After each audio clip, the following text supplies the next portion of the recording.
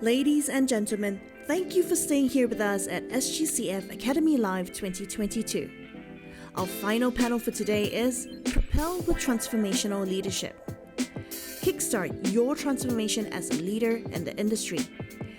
What can aspiring bar talents from different roles do to grow their leadership style and propel their career and establishment to the next level? Moderating this panel is Colin, Chia, owner and brand director of Nutmeg and Clove. Joining Colin on this panel are David Ong, co-founder of the Curator and Auto Philippines; Gan Guo-yi, hospitality director of Jigger and Pony, Singapore; Rusty Cerven, bar manager of Manhattan Bar, Singapore. Hi, a very good afternoon to everyone. Welcome to the Singapore Cocktail Festival Academy. Today, we're going to talk about transformational leaders. Before we start, thank you to Singapore Cocktail Festival for inviting us to be part of this exciting panel. And I would like to, first of all, introduce our fantastic speakers for this session. First up, we have Guo-yi, who is the Managing Director of the Jigger and Pony Group, which consists of 8 exciting brands, including the latest and fantastic roast meat restaurant. Guo-yi, would you like to say hi? Hi everyone, good afternoon and thanks for tuning in. Next up, we have David from Philippines, a close friend and a friend that I miss very dearly.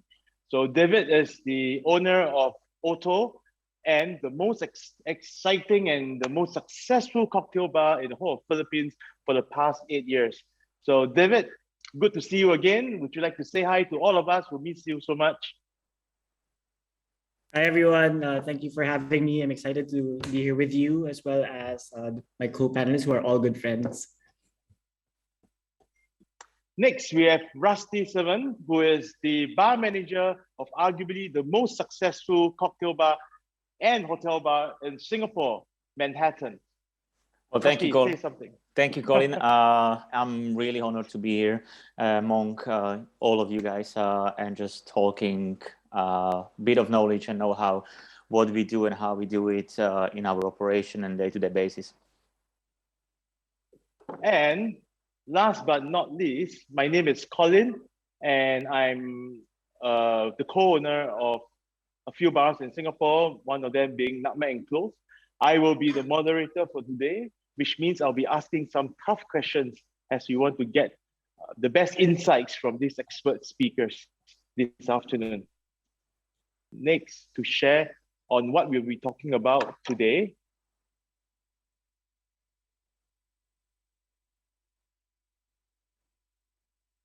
So what leadership role do you play in your establishment?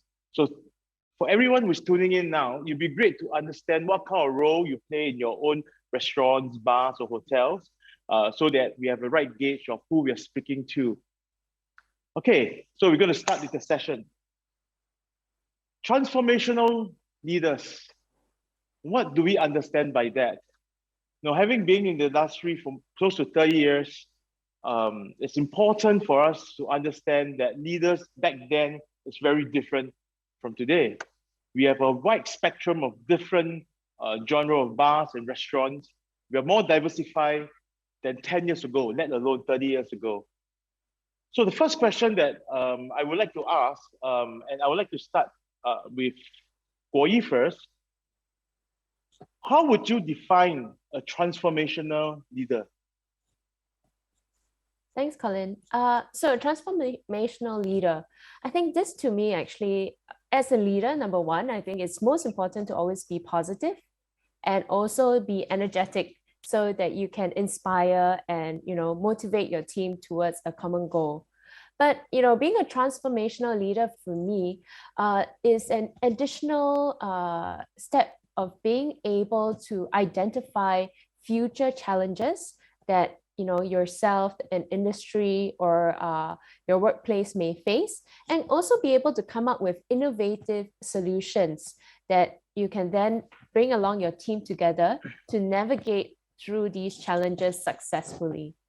I think this really involves building a team that works together, and also, grooming empathetic leaders that can then inspire and motivate their own team so that we can embrace and work towards, change in a positive manner. At the end of the day, I think we're all in hospitality because we love people, and it excites us to be amongst our own team. So the mentality is always more fun together, but also being able to look at challenges from a positive mindset and come up with innovative solutions rather than a little bit too much of a plug and play. Oh, this is the solution to the problem. We need to do something that's slightly different to make it interesting, and also be forward thinking. 100% agree with you, Koi. As I always said, I agree with you saying that we must like people. I always say that we are not in the F&B business or the bar business. We are in the people's business. Every day we go to work to make people happy. Rusty, what do you think and how do you define, in your words, a transformational leader? Well, in my opinion, the transformation leaders are generally the energetic ones, the enthusiastic and passionate.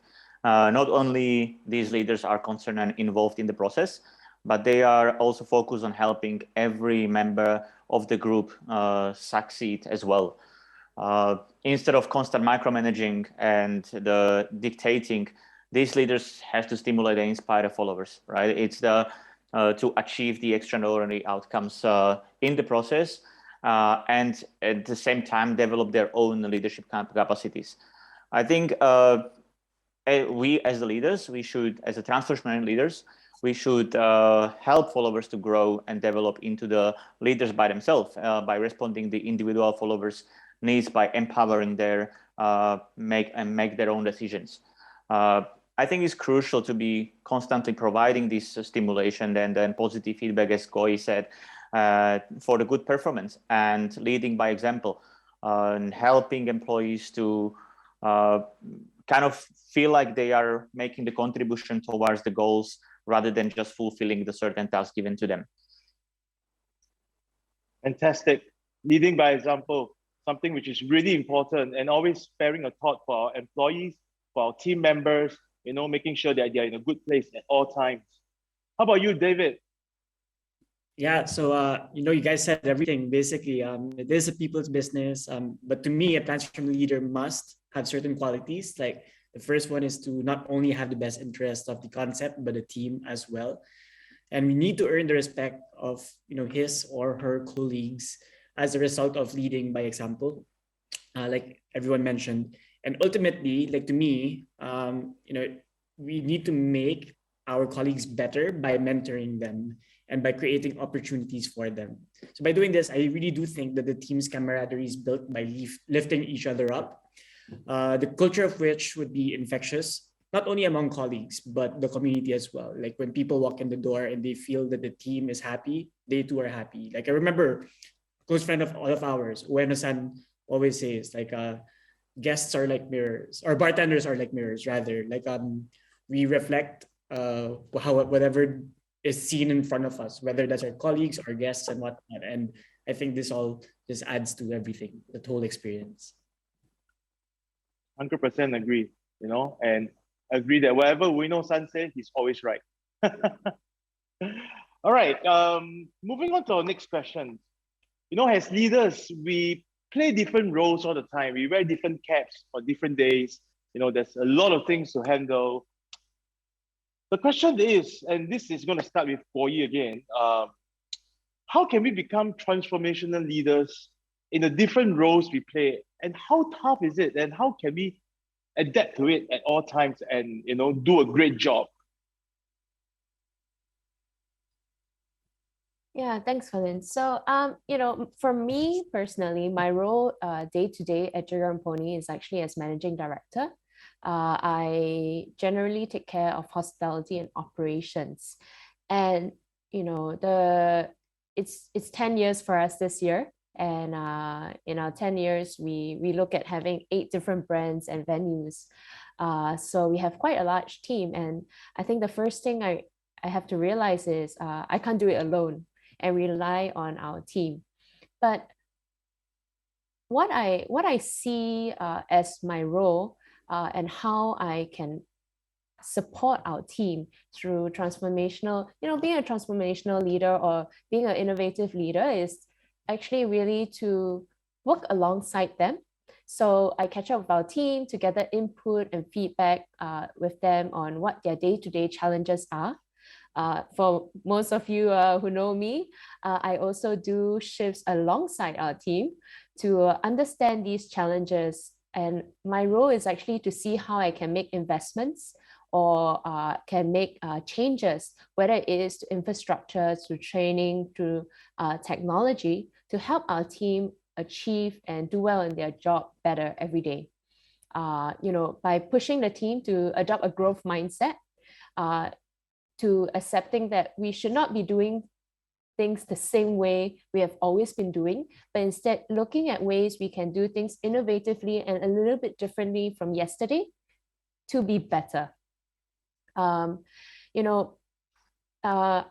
guess the way I look at it is, if I can bring an example into the picture, is that, well, at least in Singapore, our government and has tried to push the adoption of technology very strongly. And I see within different pockets, people are either accepting or rejecting the adoption of technology. So for me, and where I think that technology belongs in our industry, is actually that technology does not replace hospitality, but instead it is complementary to our roles to allow us time to focus on the things that we love to do.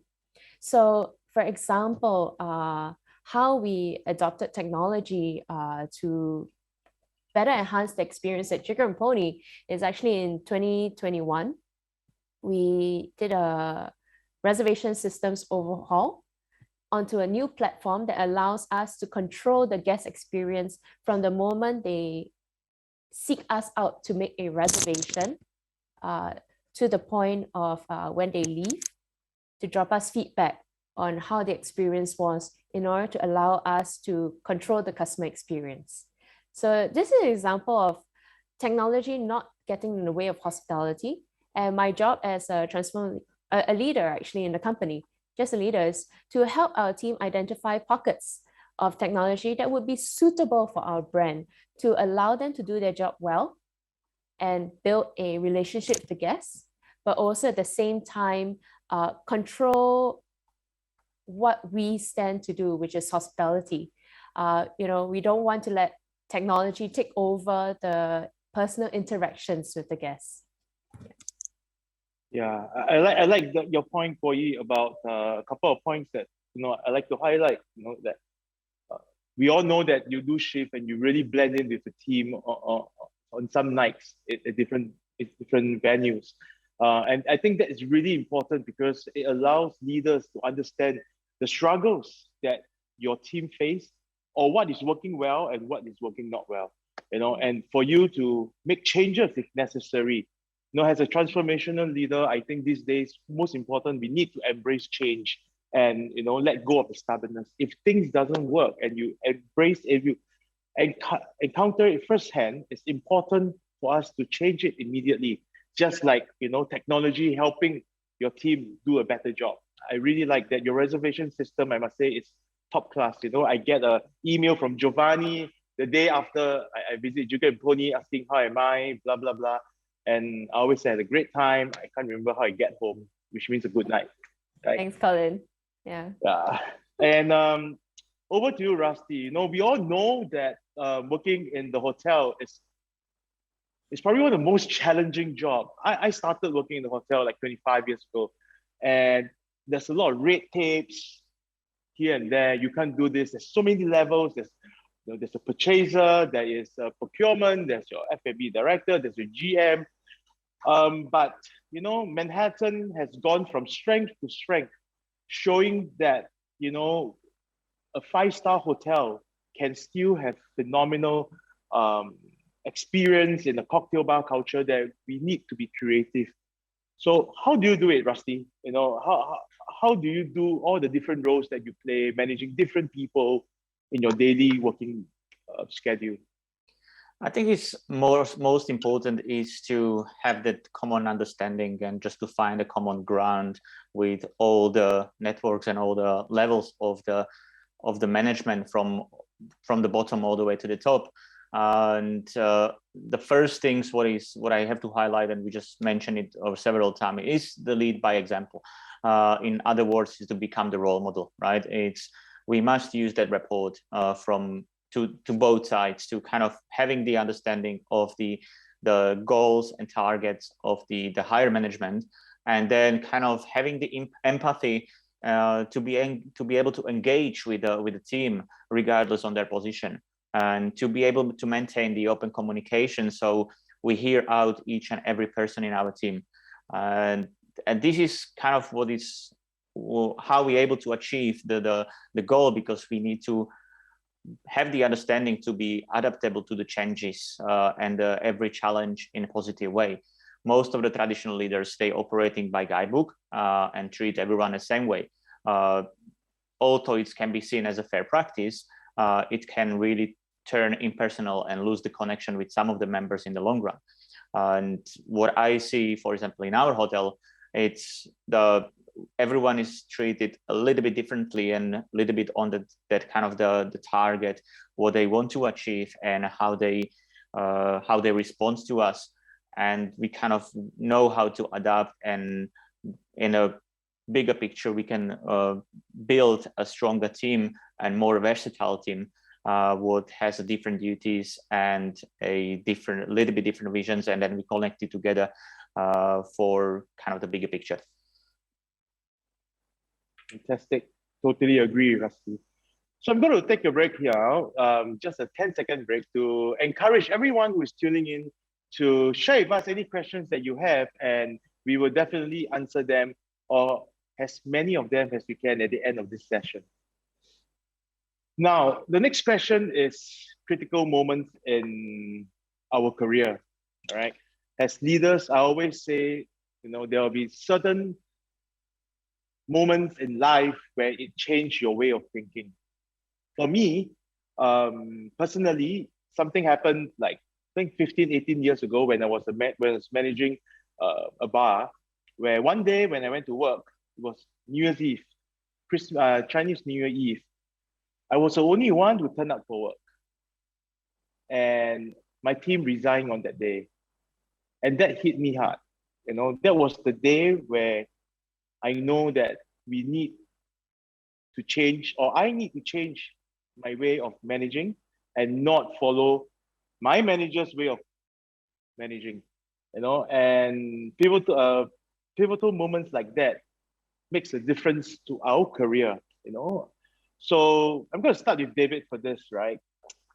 Were there any pivotal moments as a leader that changed or made you want to adapt your leadership style? Yes, definitely a number of things, really. So I think for me, the first thing is seeing that there are other people better than you, like you guys, my co-panelists, and learning from them. I remember when the Curator was just about to start out. This was in 2013. I came to Singapore. I went there for a vacation. It was around August, and I treated my mom to her birthday. Then we went around bars and restaurants and stuff. And that was actually my first time in Jigger. It was in the old location. There's the Tim's #2 cup with a nice garnish with all the fruits and citrus and stuff like that. And it had the bottle and you pour it. And I thought that was really cool. And 28 Hong Kong Street, etc. And just seeing that scene was like mind-blowing for me. Because like for us, we were operating like sorry to say this, like a little meth lab where we just put things, where they thought they should be, and we just operated. So seeing that, and also even to this day, I chat with you guys separately, ask your opinions about certain things in business and creativity and hospitality, and I learned from it. And when I learned from it, so does my team, and we all rise together. So then the second thing for me is, as our opportunities grew, me personally, I've been fortunate to, prior to COVID, that is, travel around for guest shifts and stuff. I've done guest shifts with each and one of you also, like Rusty when he was still in Sky, Nutmeg here in Manila and over there as well. Same with Koi and the Jigger family. And like when we go, we try to bring some of our bartenders, just because some of them have actually never traveled, not flown on an airplane even. And so just to have that for them, whether it's a guest shift or a stage, we actually sent somebody, talking about Ueno-san earlier, to Japan for 1 month. And he actually stayed with Ueno-san and in his place, and staged in Bar High Five for a month. We sent somebody to Taipei, etc. Providing them these opportunities to grow as we grow, I think really helps. And so that changed our leadership style as well. And lastly, of course, COVID-19. So, it's a pandemic, and it's something that nobody ever expected. And so for us in particular, it forced us to really dig deep and pivot, countless of times. And the challenge is always to stay alive, but also take care of our colleagues. Everybody sacrifices. So I guess what I'm saying is that there's always room for improvement. And the thing I love about our industry is that we root for each other, and we're always open to one another whenever we need help. Yeah, I do agree with you. And I think as leaders, we need to always feel that it's okay to learn from others. We do not know it all. Sometimes it's good to share with people and, ask the question, hey, how do you do it? How do you change this? I call Guoyi all the time, like, hey, how is this reservation system? How do you do it? There's nothing wrong with asking for help. In times like that, when you ask for help, it doesn't make you lesser of a leader. That's my point. Guoyi, would you like to share some moments in your career that, change your style?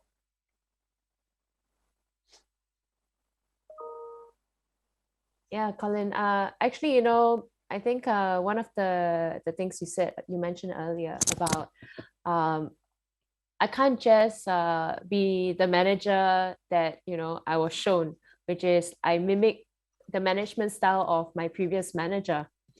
I think that's one of the things that I definitely think is quickly changing.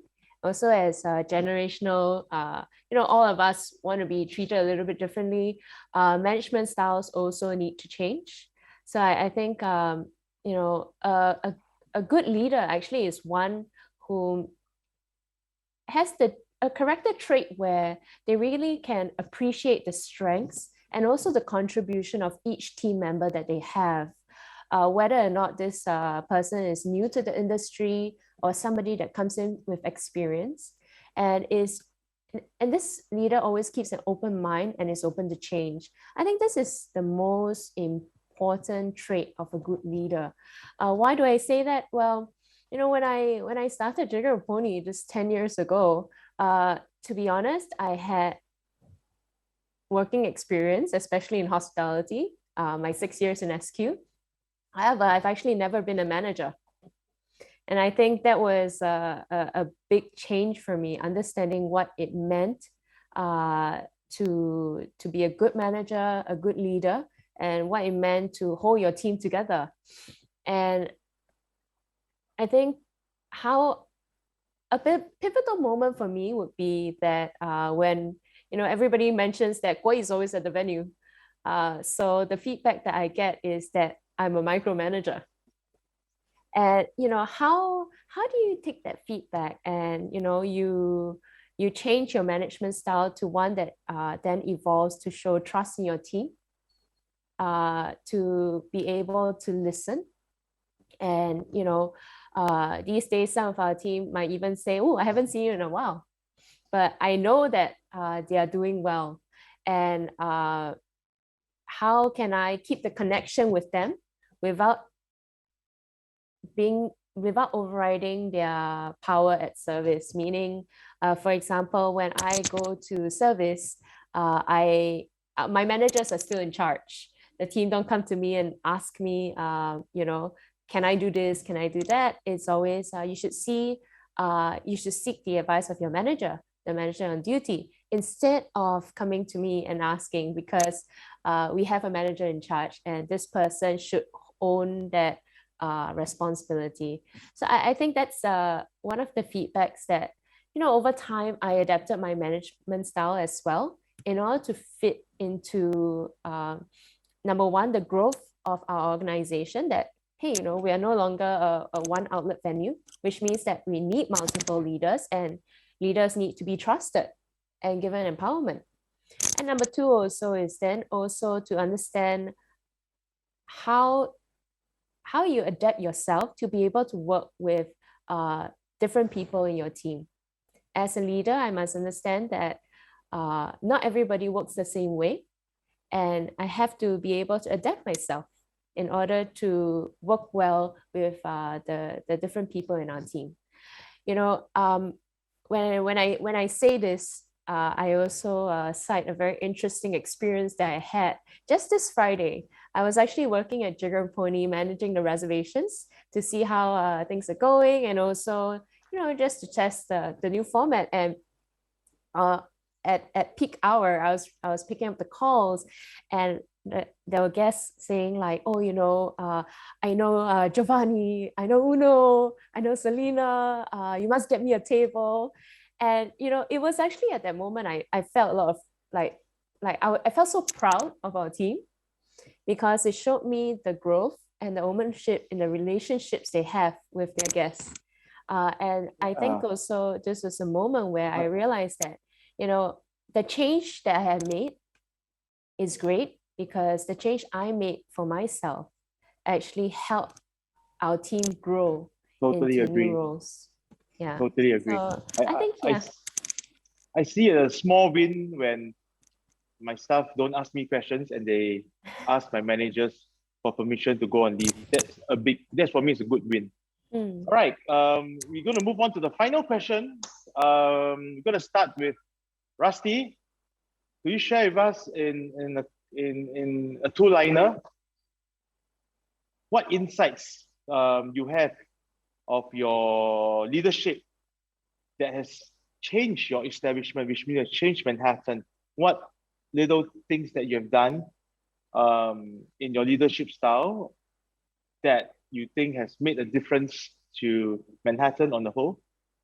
I think since I joined in December 2020, and the Manhattan changed a lot, especially with the structure. There was Gab left and moved on.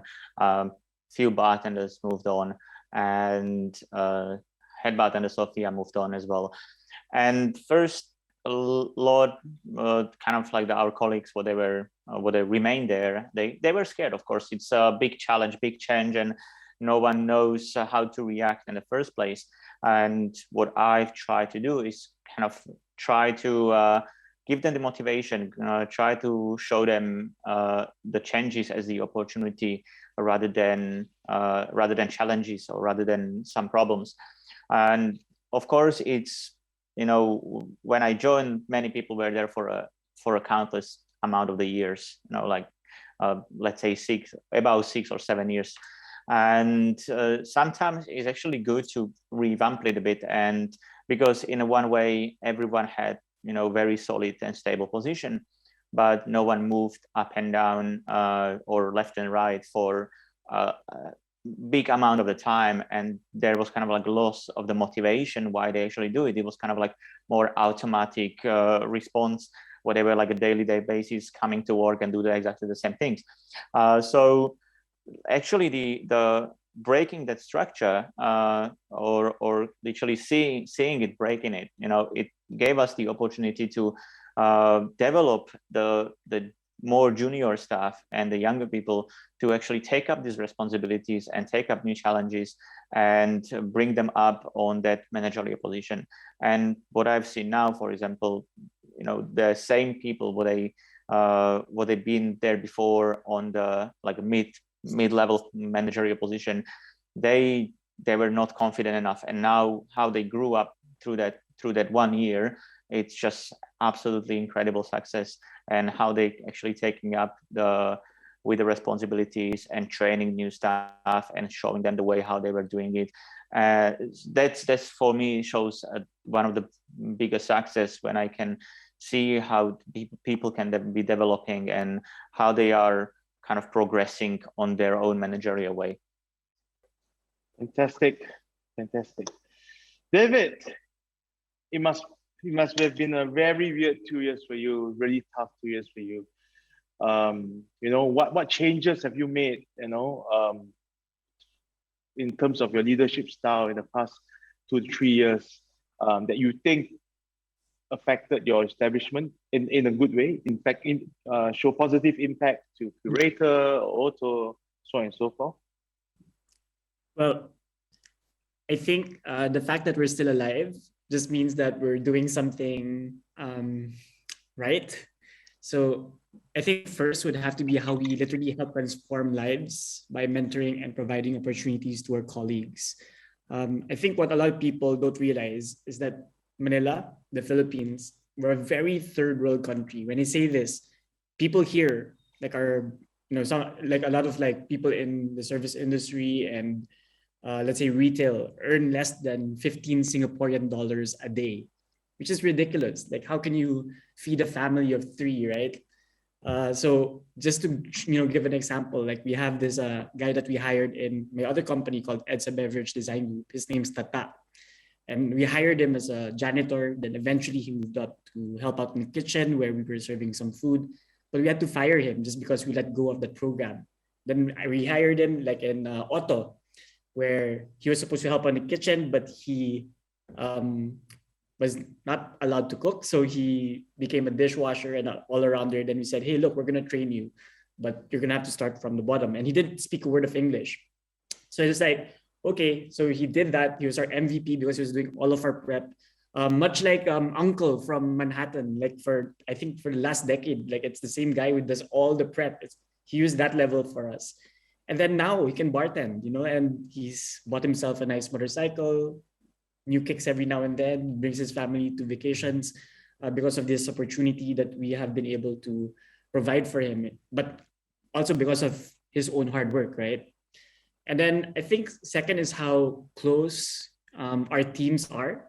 And because of that, the culture we've built together, coffee and cocktails, it's awesome. And it kind of manifests in how the community sees us and how they feel like they belong as well. And these are the 2 points that, I would like to focus on just because they're positive notes.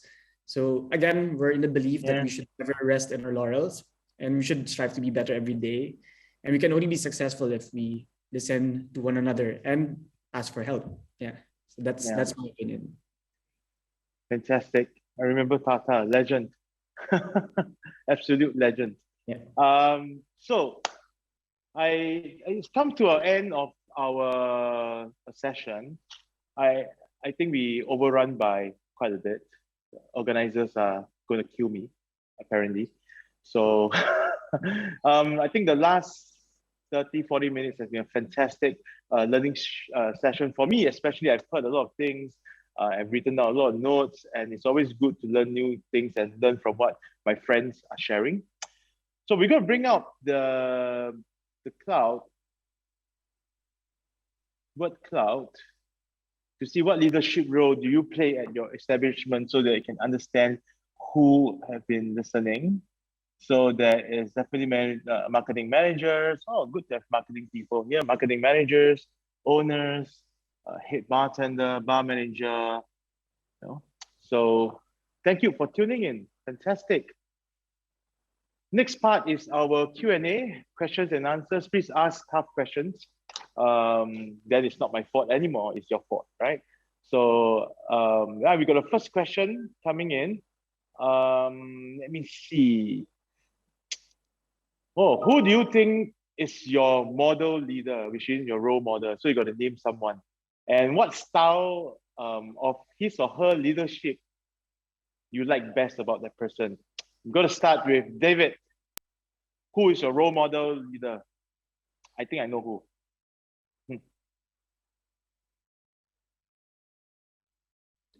Wow, that's a very tough question because I have plenty of role models. But if I had to single one out, it would be Manhattan's leaders, actually, like Rusty, of course, and Philip Bischoff in particular. Like they've been fantastic leaders not only in Manhattan but in their previous and future outlets as well. And I've learned so much, like so much, and like not only how to run a team, but how to make, and I emphasize on this a lot, Filipinos better, because again, like we like to joke, before Manhattan was like what, run by 90% Filipinos and a German guy, right? Filipino. But you know, just that fact that it was not a Filipino run bar, but there were a lot of Filipinos there, and it made it to not only the best in Asia, but the best in the world, which is something eye-opening for me. So I gotta say, the leaders of Manhattan, just to see our possibility as Filipinos. All right, interesting. Good. I like Manhattan too. Rusty, would you share who is your role model or anyone that you look up to in your career?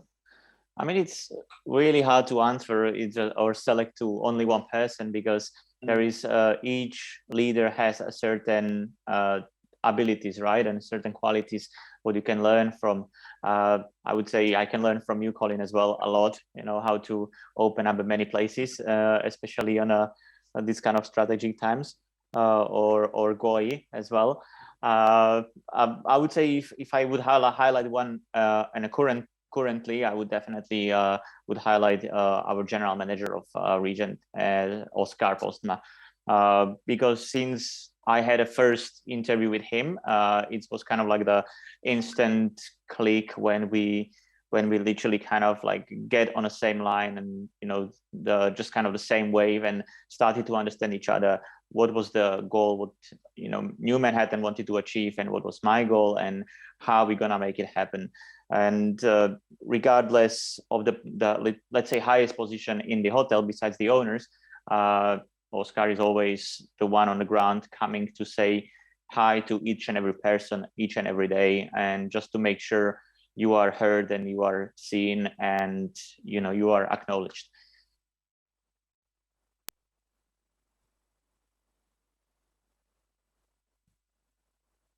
Okay, I've got a question that just came in. I think we can ask Guoyi this question. How transparent should a leader be when sharing about the business with the entire team? So with regards to the business, do you mean like financial numbers, or? I'm it just state business here. Let's take it about financial business numbers. I think Okay, so let's assume. I guess I think the most important aspect for a leader is actually to be one that has a plan.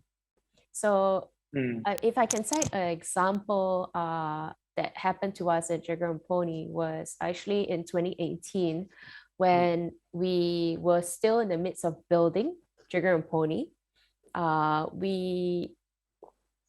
So it was, I think, in January that we were still in the midst of building Cafe Fernet, and Cafe Fernet was due to open in March 2018, our biggest project yet. And then what happened was actually we got the bad news from our landlords at Amoy Street that we would have to vacate the premise. That was a very stressful period. And it was also a moment that taught me, I guess when it comes to this question, how much should you share with your team, especially when it comes to the business, the numbers, the stress, the pressure. And I think as management, what we concluded is that the most important is that we needed to take care of our team.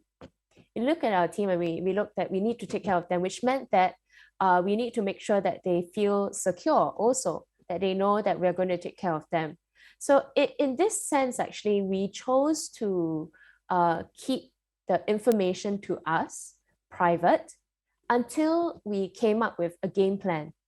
We came up with a game plan of what we were going to do to strike the company over this. And then we had 2 town halls, one with the management team, and then another one with the greater team. And by the time we had the conversation with the greater team, we had a very firm plan on how to move forward.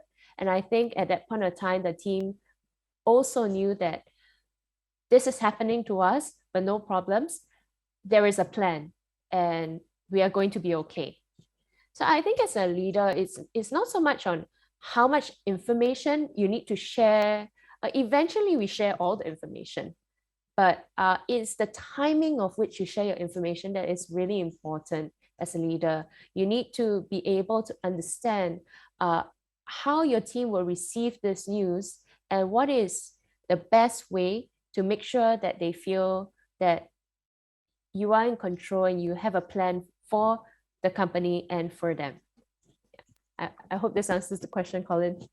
Yeah, I think so. I think you answered the question really, really well. I think sharing or being transparent with the team is definitely essential, but timing of sharing with the team is more important, because first of all, we do not want to stress out our team. We don't want to bring them into a period of uncertainty, and it will affect their well-being, So yeah, 100% agree with you. As business leaders, it's important for us to share, but when the timing is right, when we have concrete plans. Okay, let's do one more question. There are a lot of questions coming in, and the organizers have sent me this couple of preferred questions, so I'm going to choose one so that it's not going to be going to be an easy end for our speakers. Okay. In every establishment, there will be staff who feel very entitled. We are managing a lot of young bartenders, apprentice, floor staff, whatsoever, and and some of them are pretty pampered. How do we manage them, these entitled staff, better? How do we manage them? How do we lead them so that they don't become toxic in the company? So I'm not sure why the word toxic is used. It's a pretty strong word, but this is the question. Rusty, do you want to take this one?